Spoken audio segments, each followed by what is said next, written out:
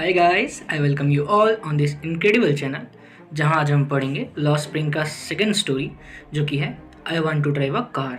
और इसके जो राइटर हैं वो है एनीस जंग। तो दोस्तों, इसकी कहानी की शुरुआत में ऑथर एनीस जंग और मुकेश, जो कि इस कहानी का मेन कैरेक्टर है, उसके बीच का कन्वर्सेशन दिया हुआ है। तो ऑथर पूछती हैं कि तुम क्या करना चाहते हो। तो मुकेश बोलता है I want to be a motor mechanic, मैं एक मोटर मैकेनिक बनना चाहता हूँ। तो ऑथर बोलती है ठीक है भाई, तू मोटर मैकेनिक बन, बट क्या तुम्हें कार्स के बारे में कुछ पता है? तुम्हें क्या कार चलाना आता है? तो जो मुकेश है वो बोलता है कि मुझे कार नहीं चलाना आता तो क्या हुआ, मैं कार चलाना सीख लूँगा। तो ऑथर बोलती हैं कि मुझे ऐसा लग रहा है ना कि इसका जो ड्रीम है वो रेगिस्तान में पानी निकालने जैसा है। वो ऐसा क्यों बोलती है इसे हम आगे समझेंगे। अब दोस्तों, जो ऑथर है वो बात करती है एक सिटी के बारे में जो कि फ़िरोज़ाबाद है। जी हाँ दोस्तों, फ़िरोज़ाबाद, जो कि इंडिया का एक बहुत ही फेमस सिटी है। और फेमस क्यों है? वो अपने बैंगल मेकिंग इंडस्ट्रीज़ के कारण बहुत ही ज़्यादा फेमस है। यहाँ की कई सारे फैमिलीज़ बैंगल मेकिंग यानी कि चूड़ियाँ बनाने में ही उलझी हुई हैं, जिसमें कि मुकेश की फैमिली भी है। लेकिन उनमें से कोई ये नहीं जानता कि मुकेश के जैसे बच्चों का उन डार्क फनासेस में काम करना, इन अप्रोप्रिएट कंडीशंस में काम करना इलीगल है। लेकिन आपको बता दें कि मुकेश की तरह भी 20,000 और बच्चे उन हॉट फर्नासेस में काम कर रहे हैं और अपने आइज़ की ब्राइटनेस भी खो रहे हैं। तो दोस्तों, ये जो ऑथर हैं इन्हें मुकेश के लाइफ में अब इंटरेस्ट आने लगता है। अब वो मुकेश के साथ उसके घर जाती है और उसके बारे में जानना चाहती है। तो जब वो रास्ते में जा रही होती है तो रास्ते में बहुत ही सारे टूटे फूटे घर मिलते हैं जो कि अच्छे से बने हुए भी नहीं हैं। कई सारे घरों पे खिड़कियां नहीं हैं, कई सारे घर के छत ही नहीं है, कई सारे घर तो बहुत ही पुराने पुराने हैं। और उन्हीं सब घरों में से एक घर के सामने मुकेश जाता है और लात से मार करके दरवाजे को खोलता है। जैसे ही घर को खोलता है तो अंदर का सीन ये होता है कि अंदर पूरा घर की स्थिति बहुत ही दयनीय है और साइड में एक तरफ कुछ लकड़ी के चूल्हे पे कुछ पकाया जा रहा है और वहाँ पे बैठकर एक यंग वुमेन कुछ पका रही थी और साथ में भी स्पिनच के लिप्स को भी वो सिझा रही थी और कुछ एल्युमिनियम के प्लेट्स पे सब्जियाँ कटी हुई थी। उसके बाद जब ऑथर और मुकेश घर जाते हैं तो ये जो यंग वुमेन है अपना पल्लू ढक लेती है और साइड में खड़ी हो जाती है। वो ऐसा इसलिए करती हैं क्योंकि एक कस्टम है, वो अपने घर की बहू है और अगर बाहर से कोई भी बड़ा व्यक्ति आता है तो वो अपना पल्लू ढक लेती है। अब ऑथर बात करती है घर के बुजुर्ग व्यक्ति की जो कि मुकेश के पिता हैं। वो बताती हैं कि जो मुकेश के पिता हैं वो पहले टेलर का काम करते थे, यानी कि कपड़ा बनाने का काम करते थे, और अब वो बैंगल मेकिंग का काम करने लगे हैं। ऑथर बताते हैं कि जब उन्होंने मुकेश के पिता से पूछा तो मुकेश के पिता बताते हैं कि उन्होंने जीवन भर सिर्फ बैंगल मेकिंग का काम किया है, पर इससे वो ना ही अपने बच्चों को स्कूल भेज पाए हैं, ना ही अपने बच्चों के लिए घर बना पाए हैं। बस उन्होंने इतना किया है कि अपने बच्चों को बस अपना काम सिखा दिया है बैंगल मेकिंग का, चूड़ियाँ बनाने का, ताकि वो इस काम को आगे करते रहें और रीति रिवाज को आगे बढ़ाते रहें।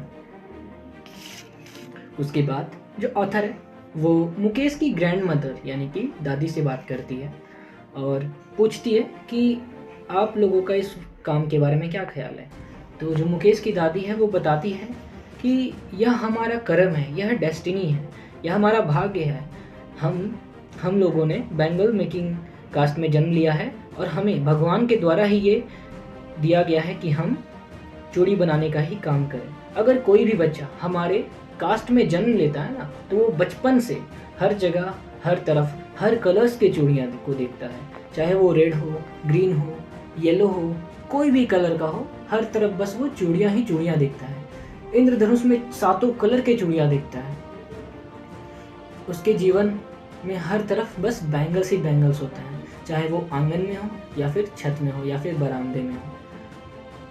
इन शॉर्ट कहा जाए तो उस बच्चे का जीवन बैंगल्स के आसपास ही घूमता रहता है। कई सारे बच्चे हॉट फर्नेसेस में, डार्क फर्नेसेस में काम करके अपने आई साइट को बचपन में ही खो देते हैं। उसके बाद ऑथर एक यंग गर्ल सविता के बारे में बात करती है। सविता ने अभी पिंक ड्रेस पहना है और वो अभी बैंगल मेकिंग का काम कर रही है। वो ऐसे काम कर रही है मानो कोई मशीन काम कर रहा हो। उसके हाथ बहुत ही तेज़ी से चल रहे हैं और वो बैंगल बना रही है, सी बैंगल के ग्लास को जोड़ रही है। लेकिन जो ऑथर है वो बताती हैं कि ये जो बच्ची सविता है इसे शायद बैंगल का मीनिंग शायद सच में पता नहीं है। तो ऑथर जो है वो बताती हैं कि इंडियन सोसाइटी में बैंगल्स का मीनिंग होता है सुहाग का प्रतीक। वो बताती हैं कि टाइम बीत जाएगा और इस छोटी बच्ची सविता को पता भी नहीं चलेगा कि इसके हाथों में कब मेहंदी लग गई है, ये कब दुल्हन बन गई है, इसके ऊपर कब ये लाल चुनरी उड़ जाएगी, ये सोच भी नहीं सकती और ये तब दुल्हन बन जाएगी, ऐसा ऑथर बताती हैं। तो अब ऑथर सविता के बगल में बैठी एक बूढ़ी औरत से बात करती है। वो बूढ़ी औरत बताती हैं कि हमने एक वक्त शेर भर खाना भी नहीं खाया। यानी कि वो बोलती है कि जब तक उन्होंने इतनी अपनी पूरी ज़िंदगी बिताई है अब तक उन्होंने एक वक्त भर पेट भर खाना भी नहीं खाया है। और उनके हस्बैंड बोलते हैं कि मैंने अपनी ज़िंदगी में बस एक ही काम सीखा है, एक ही काम किया है, वो है बैंगल मेकिंग का, और मुझे कुछ नहीं आता, लेकिन मैंने इस काम से एक घर बना लिया। वो इस बात को इस तरह से कह रहा था मानो उसने कितनी बड़ी अचीवमेंट पाली हो। उसने कुछ ऐसा कर लिया हो जो कि बहुत कुछ नहीं पा सके हो, ऐसा ऑथर बोलती हैं।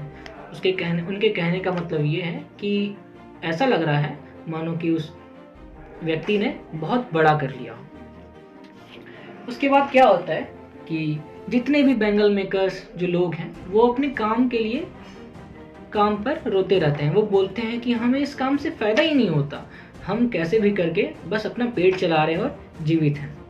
और यही चीज़ उनके बच्चे दोहराते हैं। तो जो ऑथर है वो उन्हें समझाती है, बोलती है कि ठीक है जो भी है, लेकिन आप लोग कुछ और क्यों नहीं करते, आप लोग ऑर्गेनाइज क्यों नहीं होते। तो जो कई सारे युवा व्यक्ति हैं बैंगल मेकर्स के, वो बोलते हैं कि हम ऑर्गेनाइज होना तो चाहते हैं लेकिन होते नहीं हैं, क्योंकि अगर हम ऐसा करेंगे तो हमें हो सकता है कि पुलिस मारे, हमें जेल के अंदर डाल दे। लेकिन सच्चाई ये है कि उनमें से कोई भी आगे आना नहीं चाहता है। उसके बाद ऑथर बताती हैं कि ऑथर इन सभी बातों को ध्यान से सुनती है और वो बताती हैं कि मुझे ऐसा लग रहा है कि यहाँ दुनिया एक नहीं है, दुनिया दो तरह की है। एक दुनिया वो है जहाँ पर गरीब लोग हैं जिन्हें गरीबी की मार पड़ी है, जो कि स्टिग्मा ऑफ कास्ट से घिरे हुए हैं, और एक वो वर्ल्ड है जिसमें रिच पर्सन हैं, पॉलिटिशियन हैं, ब्यूरोक्रेट्स हैं, पुलिसमैन हैं और भी जो कानून के रक्षक हैं वो सब हैं। इस सेकेंड वर्ल्ड ने पहली वाली दुनिया पे, गरीबी वाली दुनिया पे जो बैंगल मेकर्स के बच्चे हैं उन पर बहुत ही ज़्यादा बोझ डाल दिया है।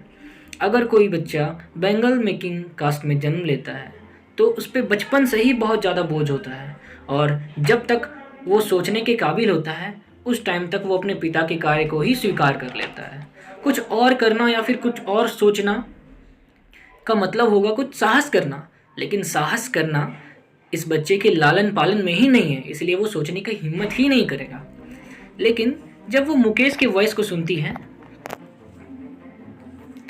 जब मुकेश बोलता है कि मैं I want to be a motor mechanic, इसकी इस आवाज़ में इतना दम होता है, वो इतनी क्लियरेस्ट वॉइस से बोलता है कि ऑथर खुश हो जाती है। वो बोलती हैं कि अरे भाई अच्छी बात है। अब ऑथर मुकेश को बोलती हैं कि ठीक है भाई, तुम मोटर मैकेनिक बनना चाहते हो, ठीक है, लेकिन यहाँ से जो गैराज है वो तो बहुत दूर है, तो तुम वहाँ कैसे जाओगे। तो मुकेश बोलता है कि मैं पैदल चला जाऊँगा। तो ऑथर बोलती है ठीक है, अच्छा मुकेश तुम मुझे ये बात बताओ कि क्या तुम एरोप्लेन को उड़ाना पसंद करोगे। तो मुकेश बस देखता ही रह जाता है, क्योंकि उसे एरोप्लेन्स के बारे में ज़्यादा कुछ नहीं पता है। वो बस अपनी गलियों में जो कार्स दिखता है दौड़ते हुए, वो बस उसी को बनाना और चलाना चाहता है। उसे एरोप्लेन के बारे में ज़्यादा कुछ पता नहीं है, इसीलिए वो बस कार मैकेनिक बनना चाहता है और बस फिरोजाबाद की सड़कों में उसे चलाना चाहता है।